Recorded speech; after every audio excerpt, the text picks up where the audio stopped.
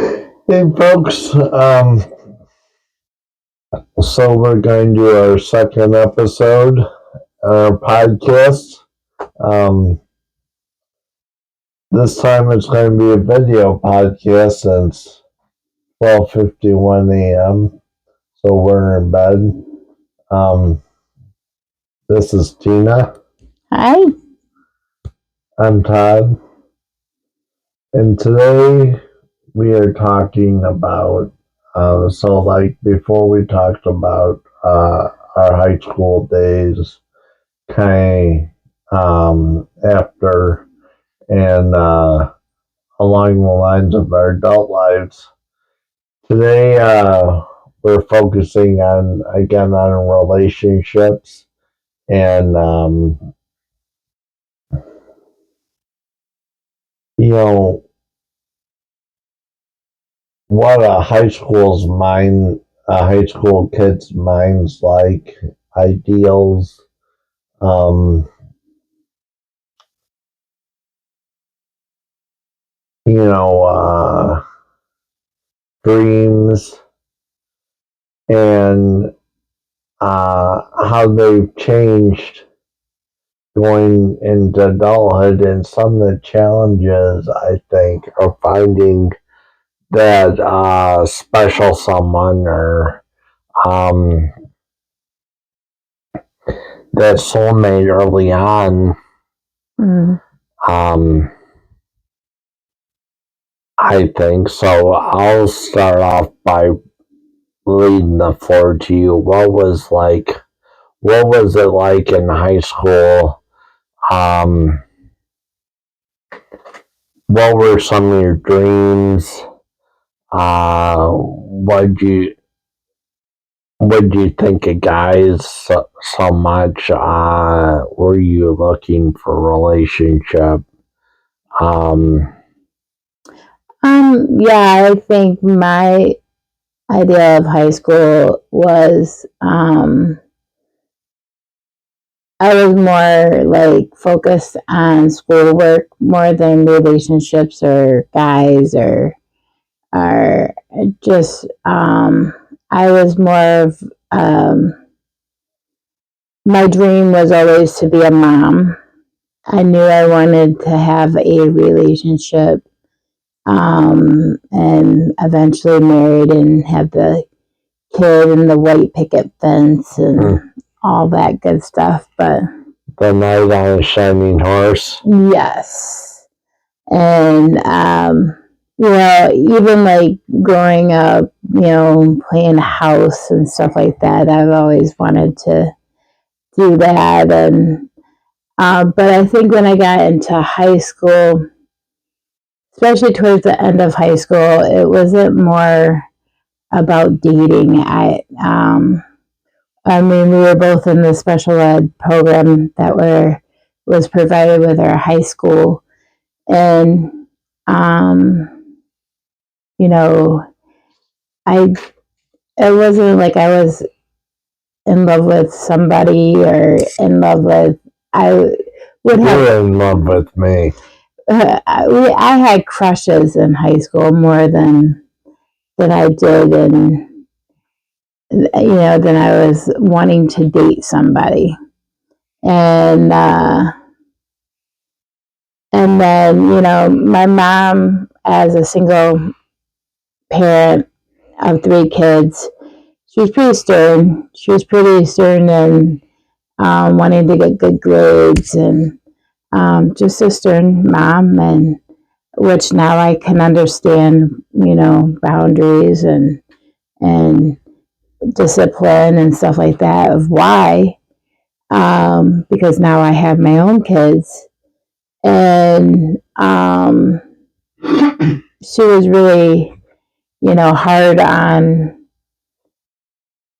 us, because she wanted us to have such a good career, whatever, and so that's why I didn't really hardly got in trouble in school, only when you asked questions and got us in trouble in class. But I I got in trouble because I liked you. Yeah. And, but that was like the only time that I got in trouble. And I didn't like chase boys or getting called up in that. So I guess I'll talk a little bit more where my mind was at. In high school, I cared about three things passionately: rock and roll, um, guitars, and cigarettes. Yeah. I did um, like girls, and of course, I wanted to get laid as a high school kid. I'd watched adult movies, and I wanted to experience that more than anything, more than relationships. Um, but I was a very relationship oriented guy. Right. Like, my idea of a relationship in high school was a long distance relationship where you mainly do talking, you know, and I picked long distance relationships because, like, I was in special ed too. Um, a lot of the stuff going on in the special ed was not something I wanted to be a part of. Right. And I didn't go for the gossip or the who's dating who or this or that or the next thing.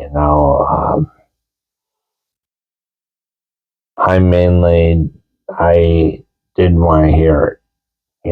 Stayed out of it. Stayed out of it. I was either not cool enough or too cool for that. Right. I hear you. I was the same way. I didn't want to be a part of it.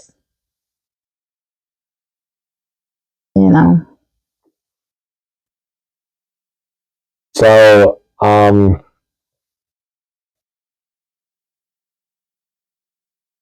I was really blown away by you in high school at how cool you were.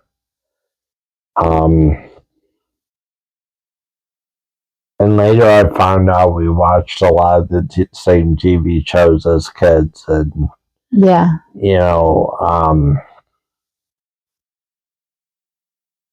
really liked a lot of the same stuff we joke around about now a little bit. Yeah.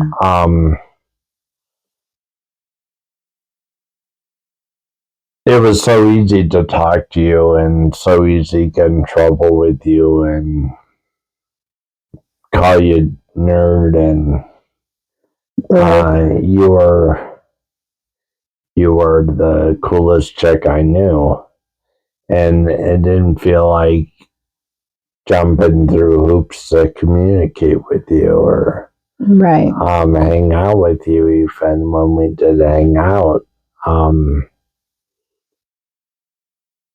I got confused a little bit with like too comfortable, like.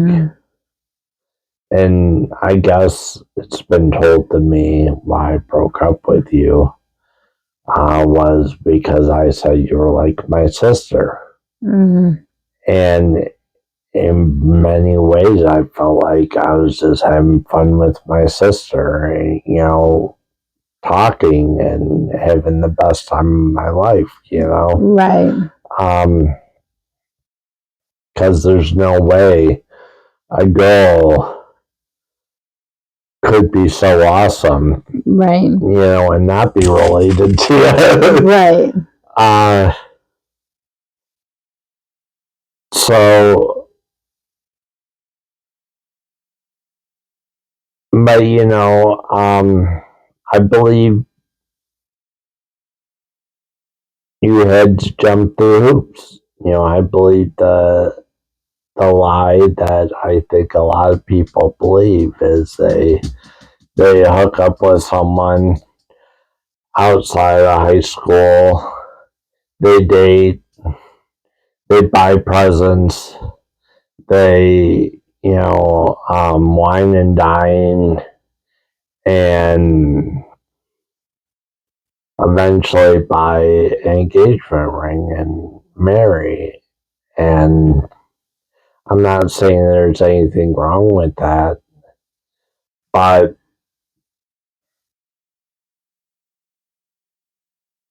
finding true love, like I've found with you, didn't come that way for me. Um, it came from a girl who loved me for me and has always loved me, even when we were calling each other dorks and having crushes, and Right.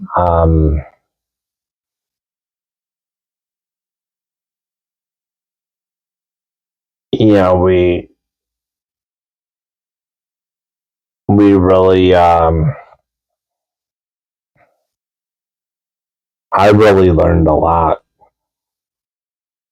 about love,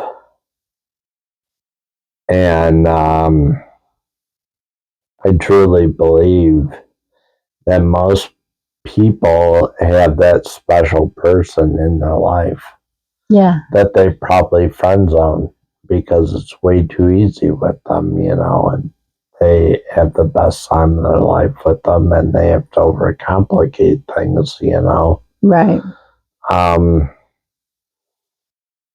in order to fall in love or be happy. Um, and as you can see statistically, there's so many divorces out there these days, Right.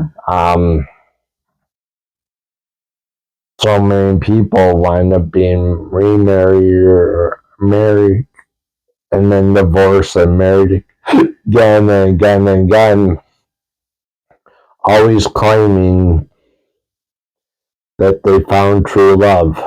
Mm-hmm. Yep. They finally found the person that they're meant to be with. Mm-hmm. And so if there is a God and he does put that one person in your life,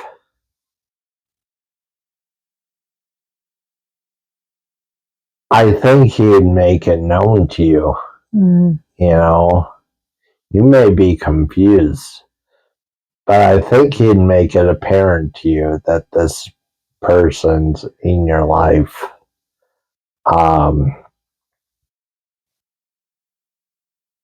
And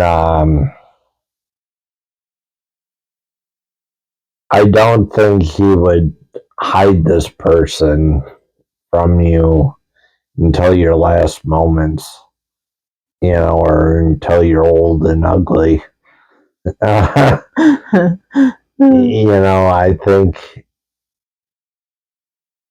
think this person's been with you all this time, and it's just time for you guys to realize that you're meant to be with each other. And Right. I agree. I agree that, God, universe, whatever you may look up to, did do that for us because, like we said before, I think it was on our first podcast, we said, like, we were young and we were immature or whatnot, and we don't know what if we would have stayed together or not. yeah, And I believe God kept us being such good friends, and we could come back to where we were if we lost contact for a month or whatever, a couple of weeks. We would come back like like it was nothing. Like it was like, okay, well, you know, we're just hanging out again, you know, kind of thing. And then it just, you know, he, I think, happened to bring us closer and closer. And yeah.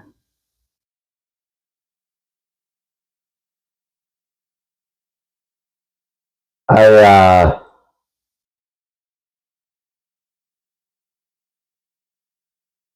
I know that,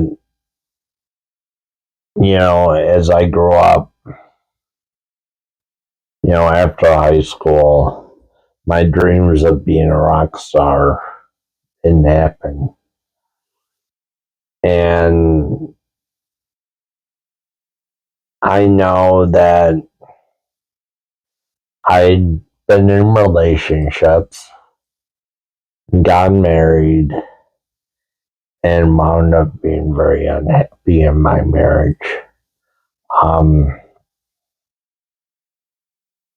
I collected a lot of things, paid a lot of bills, lived in an apartment for 25 years, the same apartment, and now I'm living in a house with you. Um, Now my dreams look a lot different. My dream is to spend another day with you. Um, my dream is to create something with you, whether it be a podcast or or a song, or to support your kids, make them new news, and wipe some ass. Joke around with Cooper about hugging nuts. Um, whatever it is, Yeah. sharing with my friends what makes me happy, and my mom loves seeing me happy now.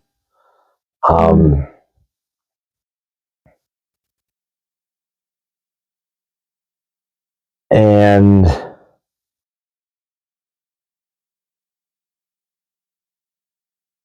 I couldn't imagine my life like this back in high school.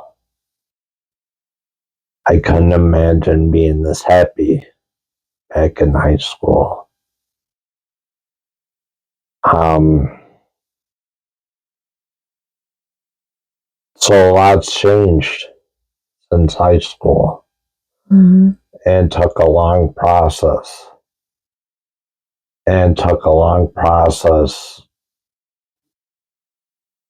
To really get my head out of my ass, and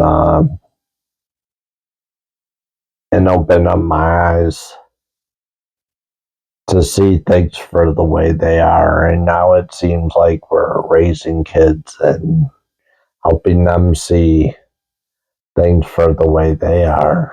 Right. And, our kids seem to think that a lot of times that they know everything and we're clueless, or that we don't know, or, because we don't want the latest iPhone, or,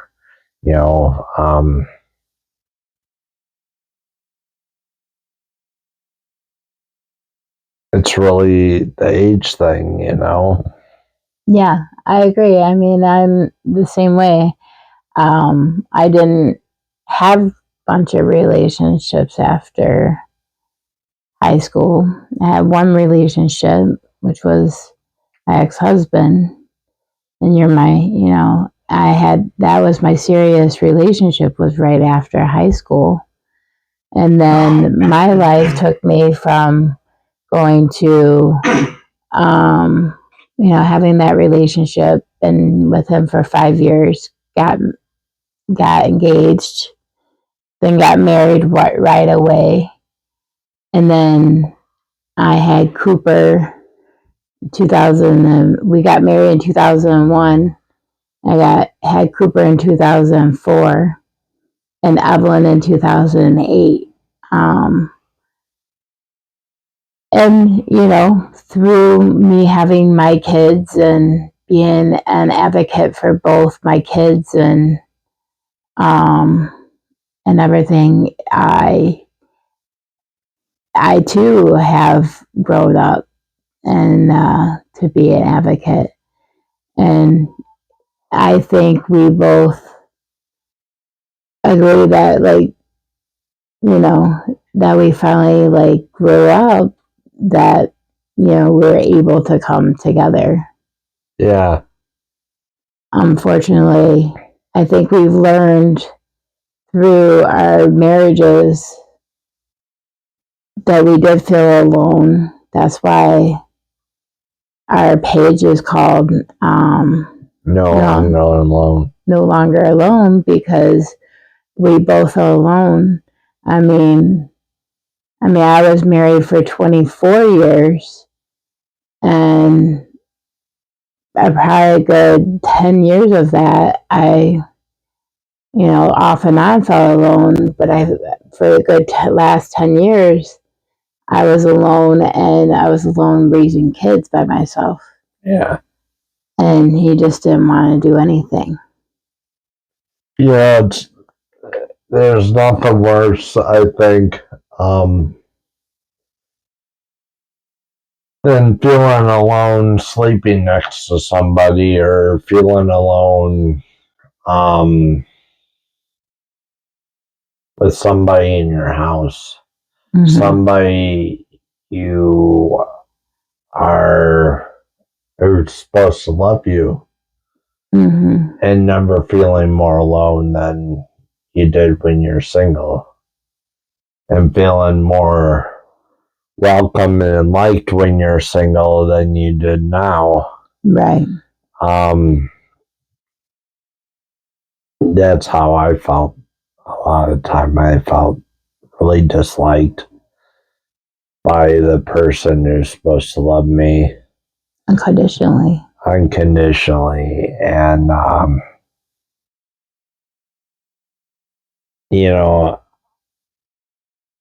I felt a lot of my friends, I felt like anything I did or anything I asked someone to help me with always costing me something.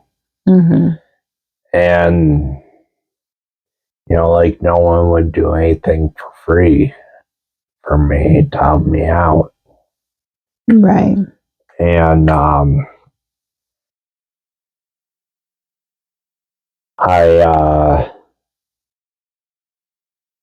call these people my friends, and quite honestly, most of them didn't give a damn about me. Mm-hmm. I had no self-respect. I didn't even like myself. It's hard to believe you still like me. Mm-hmm. I learned to love myself through you. I learned to expect others to love me if they're to be a part of my life. Yeah. And I expect a lot more. Because I've been shown a lot more through you. Mm-hmm. So a lot of my high school friends I don't hang out with, a lot of my adult friends I don't hang out with, and the church, which I was very much a part of, and considered myself a Christian, most of the brothers abandoned me.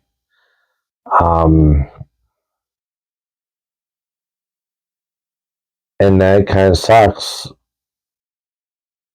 but it really says more about what the church teaches, that verse, what the church preaches.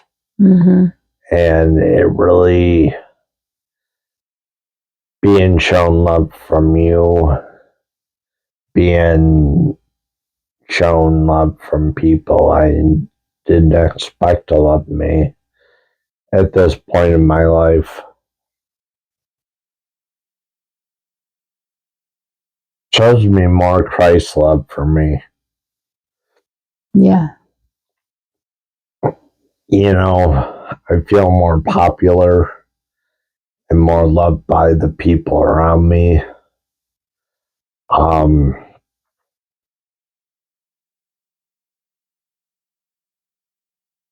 I consider myself a man of faith. I believe in Jesus Christ. And I believe I have a better relationship now with them than when I was scared of them. Reading the Bible every day, thinking I'm the biggest sinner in the world. And that one wrong move and I could be going to hell. You know,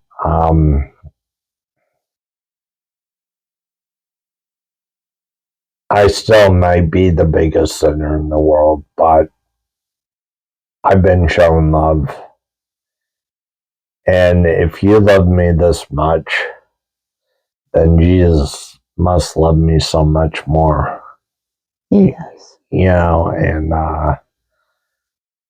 and vice versa. If I love you this much, Jesus must love you so much more. And that I don't think the church teaches.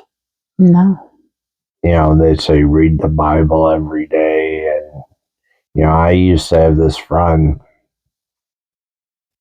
and I'll use him as an example. Used to go to this group pretty much for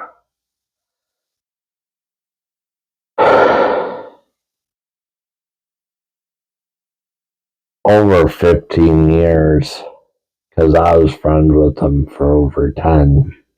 And we always went to this group together. And I turned to him one day, and this is a Christian related group. I said, you know, since you haven't been going to this group anymore, or verse when you did,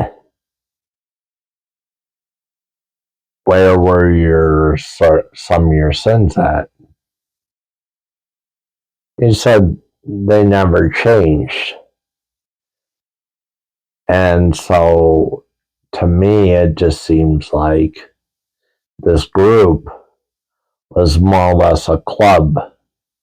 Right. To him. Mm-hmm. And, you know, I think church is much less, more or less like a club to a lot of people. Yeah. A club I was never really welcomed in. And, you know, it was, when you bring God's name into a club, only bad things happen, I think. I don't have a problem with clubs, but you bring Christ into a club, and it's only going to bring bad things. You know, right. Bad out of people, shed a bad light on Jesus.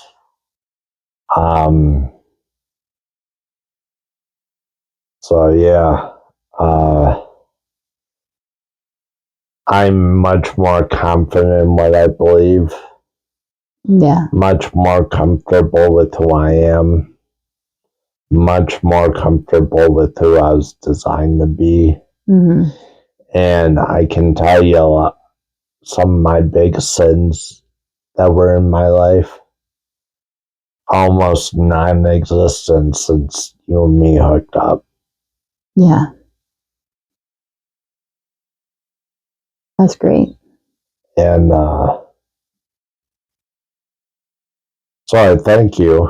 This was so off the topic and a little long-winded, but maybe there's some people who've been a little confused in church Yeah. I know I was. Yeah. And I stepped back from the church. I no longer go. I'm comfortable with where I stand, Who you are. who I am. Awesome.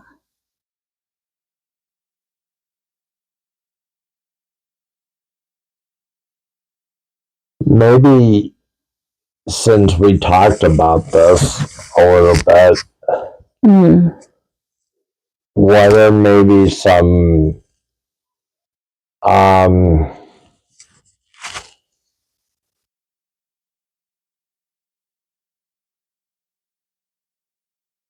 maybe it's family family family demographic or clubs that you've been in, positions in life that you really wrestled with that never quite fit you, that you might find yourself better off now in life, maybe not participating so much in anything for you. Not necessarily. Well, clubs, I was never like a club person. But I think more I think more with me having special need kids, and it's just not like I'm not excusing, but it's more like the 9 to 5 job or the traditional job. I love to work. I would work all the time if I could, but it's just not in the cards for me. I've learned that I think just the traditional, my life is not traditional with having special need kids. I can't just, as you know, just pick up and go somewhere. Yeah. Like a typical mom and dad would go and go out for dinner or something. My list of people that I trust with Evelyn is super small. Cooper's a different story. Cooper can, for the most part, talk and, kind of thing. So, I think that's the traditional is, work. I've always had a hard time fitting in, workplace or have a hard time, people can I think we talked about this like a couple of days.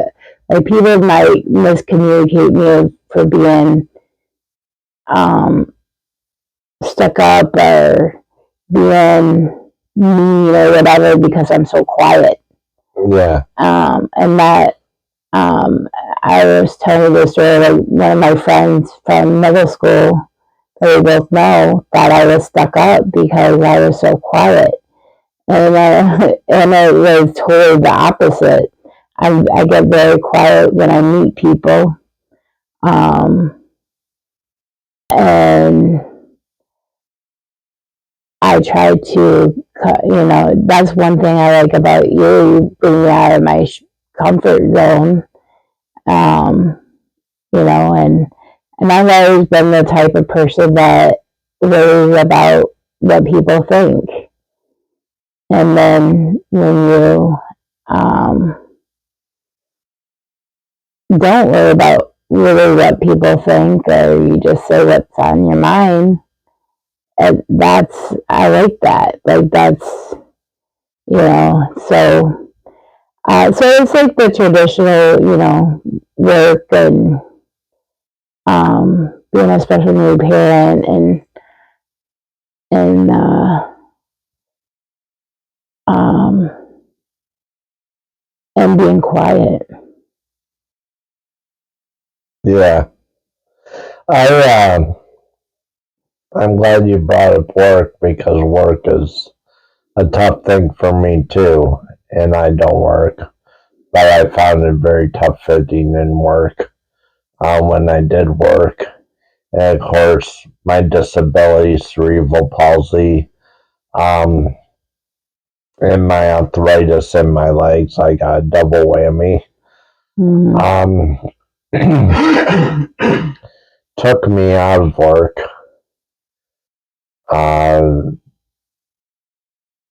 Really, you tell people that you have cerebral palsy, like no one wants to hire you, and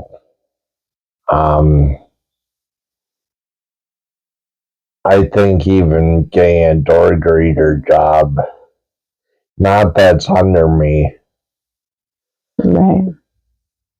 that's completely the wrong fit for me, personality wise. Right. I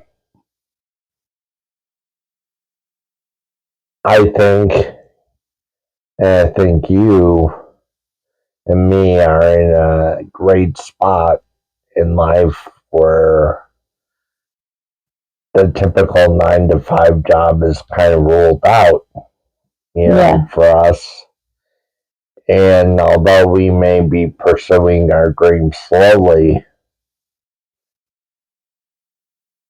we are still in a position, we may be struggling month to month to make our bills.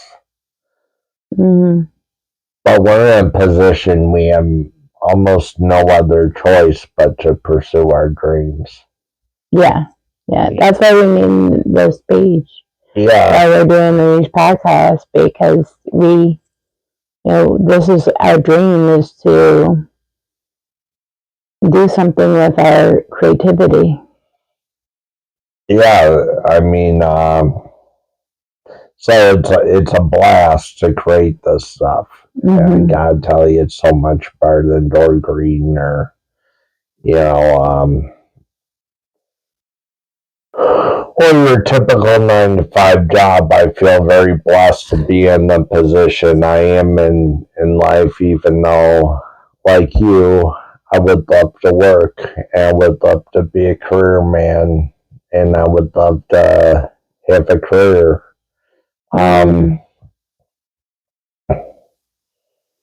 I feel very blessed that I can't.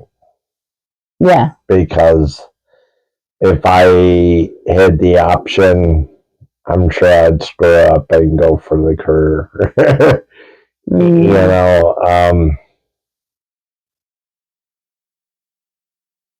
And if I went for the career, it would put a wedge in our relationship. As I'm sure if you went for the career, it put a wedge in our relationship. Our relationship's so strong, as we said before, because we count on each other to raise the kids together for each other's help.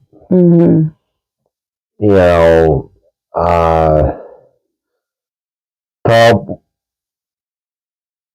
emotionally when family issues come up, to laugh with each other, to have coffee with each other, you name it. Our everyday, just being there and sitting across from each other, holding each other, making funny faces or doing this. Especially when everyone wants us to do it. Yeah.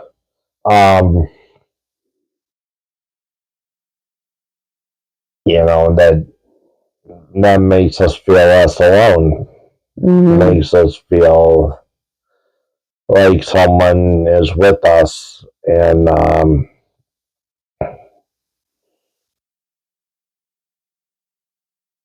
I don't know how families raise kids and work, but much less special needs parents raise kids and work. I imagine they have a lot of support. yeah, they must have a lot of support because, I mean, our idea of a date is to go to the mailbox alone. A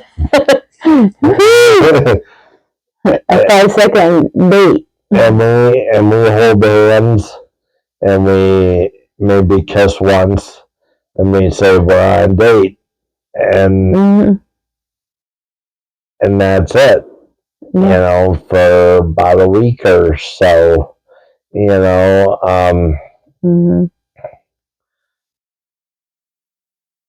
and so it's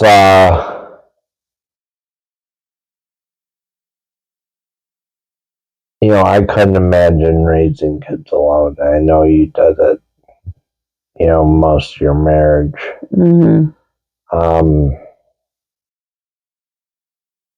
I know making noodles for Evelyn and getting her dressed and whatever else I did this morning. I was happy to do it so you could get some sleep because you were up all night, basically. But at the same time,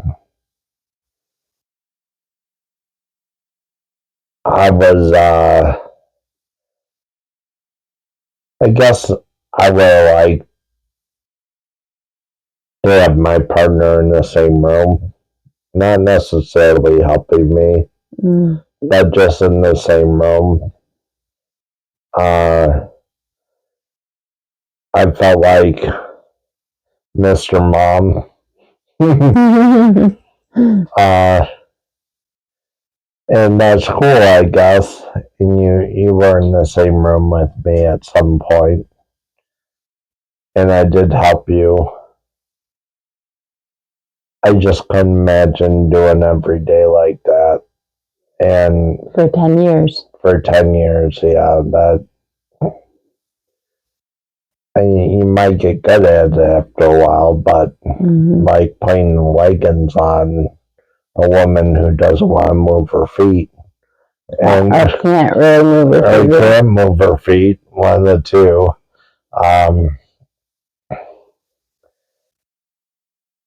You know,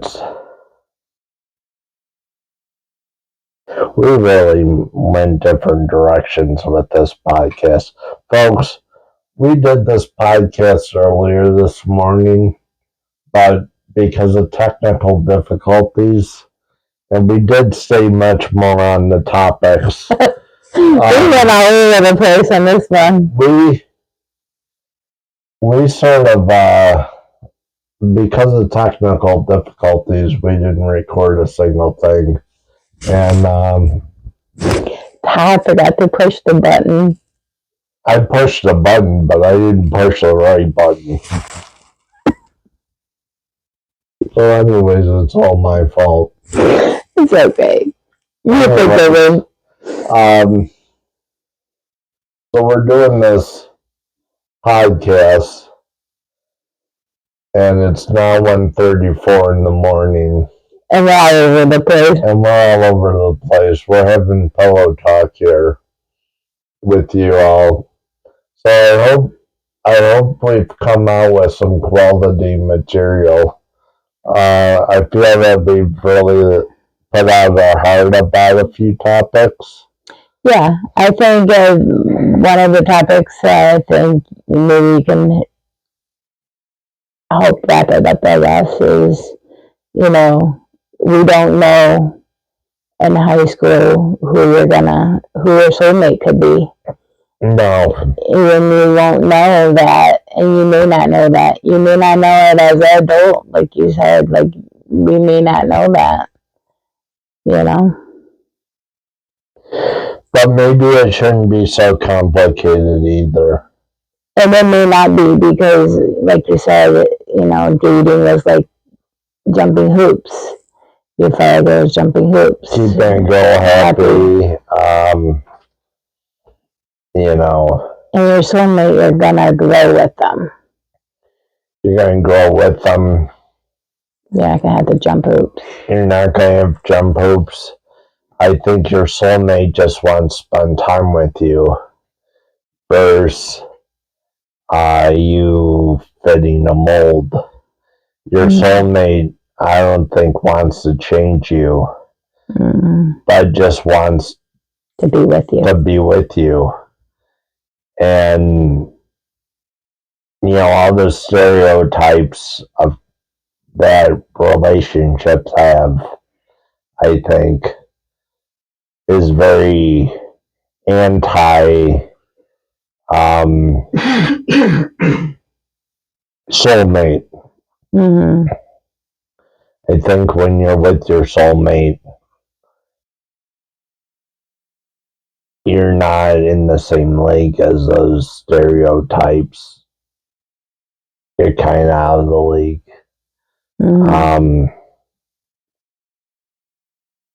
I think if you're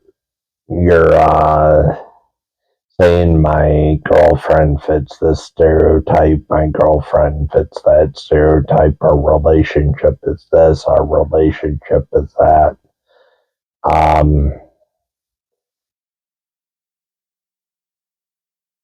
I think you might not be with your soulmate.